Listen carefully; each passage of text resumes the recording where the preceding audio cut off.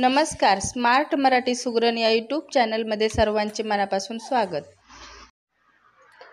एक उकडलेला बटाटा आणि एक वाटी रवा याच्यापासून आपल्याला मस्त अशी तिखट पुरी बनवायची. त्याच्यासाठी एक वाटी रवा सुरुवातीला आता आपण हा गरम पाण्यात भिजवून घेऊया.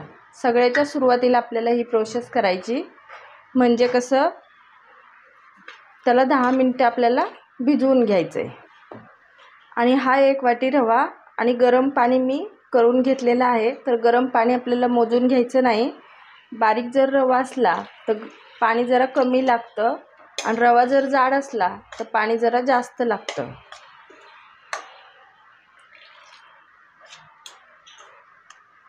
आणि थोडं थोडं पाणी घालायचं याच्यात आणि इतपत असं पातळ होईल पहा.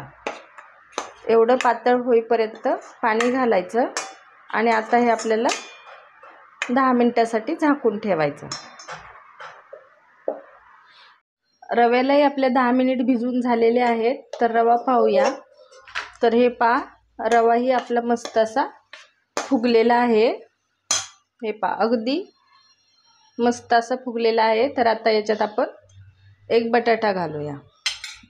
हे पहा, असा मोठ्या आकाराचा एक बटाटा मी सकाळी असा उकडून घेतलेला. तर आता हा बटाटा आपल्याला असा हाताच्या साहाय्यानं एकदम असा बारीक कुस्करून घ्यायचा. नाहीतर मग तुम्ही किसणीनं किसून घेतला तरीही चालेल. आणि असा बटाटा आता आपल्याला हा रव्यात मिक्स करायचा. बटाटा आपलं सगळं रव्यात असा बारीक मिक्स करून झालेला आहे. एकदम म्हणजे बटाटा असा हाताला लागला नाही पाहिजे, असा बारीक करायचा.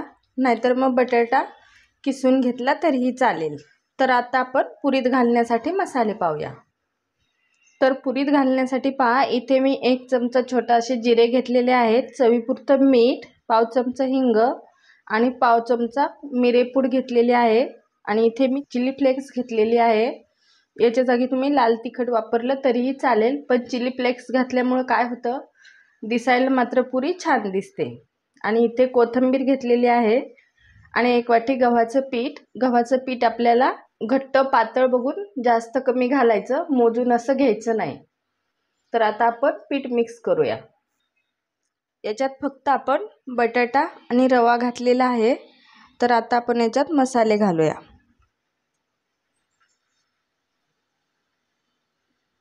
आणि हे मसाले घातल्यानंतर सगळं असं मिक्स करून घ्यायचं.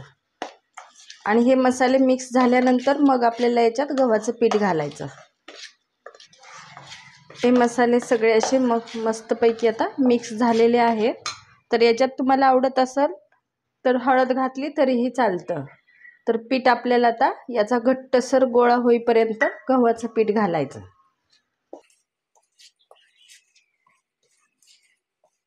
आता चमच्यानं मिक्स करून झालेलं आहे. तर आता हातानं आपण पुरीला जसा गोळा करतो, चपातीपेक्षा थोडासा टाईट असा गोळा आपल्याला याचा करून घ्यायचा. मला हे थोडंसं पातळ वाटत आहे, तर मी आणखी थोडंसं याच्यात पीठ मिक्स करते. हे पहा, अशा प्रकारे मी असा घट्टसर गोळा मळून घेतलेला आहे. जास्त घट्ट पण नाही आणि जास्त पातळ पण नाही, आपण पुरीला बनवतो तसा. तर आता आपण याच्या पुऱ्या लाटूया. आणि हे पीठ आता आपल्याला भिजवायची वगैरे गरज नाही. तर आता आपण याच्या लगेच पुऱ्या लाटून घेऊया. पुरी बनवण्यासाठी आता मी इथे पीठही घेतलेलं आहे. मी पुरीला पीठ लावणार आहे लाटताना. आणि मी असा चपातीचा मोठा गोळा घेणार आहे आणि वाटीच्या सहाय्याने त्याच्या पुऱ्या पाडणार आहे. तुम्ही हवं तर छोटे छोटे गोळे करून एक एक पुरी लाटून घेतली तरीही चालेल. तर आता मी एवढा गोळा घेणार आहे एका चपातीचा आणि आता हा लाटून घ्यायचा. त्या गोळ्याला पीठ लावायचं आणि असं लाटून घ्यायचं.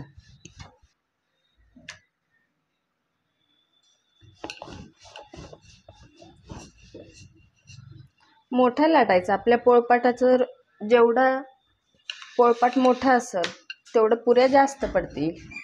माझा पोळपाट छोटा असल्यामुळे ह्याच्यावर 3च पुऱ्या पडतात. आणि सगळीकडून सारखी अशी चपाती लाटून घ्यायची. तर आता ही चपाती मोठी होऊन पोळपाटाच्या बाहेरही गेलेली आहे. तर आता आपण याच्या पुऱ्या पाडूया. हे पहा, एक अशी वाटी घेतलेली आहे आणि अशा आता मी याच्या एका चपातीच्या 4 पुऱ्या पडतील।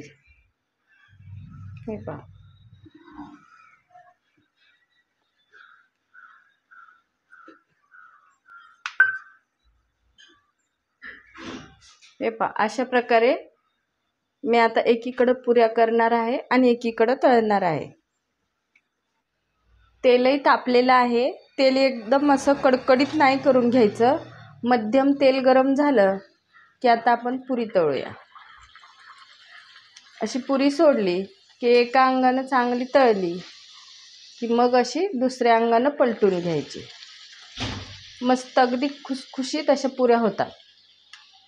पहा पुरी कशी टम्म फुगलेली आहे। हे पहा,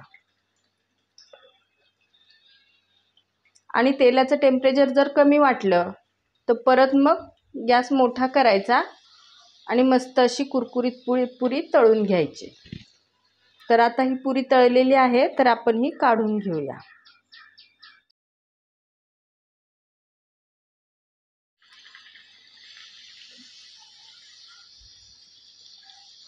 पुरीवर तेल वगैरे उडायची अजिबात गरज लागत नाही, ती स्वतःच पहा आपोआप अशी फुगते।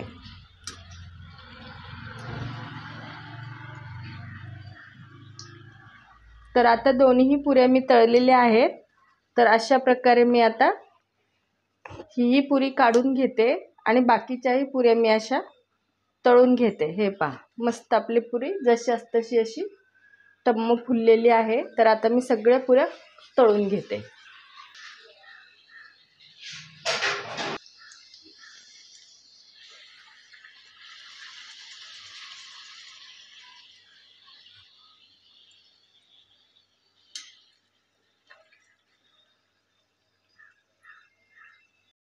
हे पहा, पुऱ्या सगळ्या आपल्या तळून झालेल्या आहेत। हे पहा, अगदी मस्त अशा, हे पहा, कुठलीही पुरी घ्या, हे बघा अगदी मस्त अशा, आणि अजिबात असं तेल शोषलेलं नाही। एकदा नक्की ट्राय करून पहा, अगदी मस्त लागतात ह्या पुऱ्या। आजची रेसिपी कशी वाटली ते कमेंटमध्ये नक्की सांगा। व्हिडिओ आवडला असेल तर लाईक, शेअर आणि सबस्क्राईब करायला विसरू नका।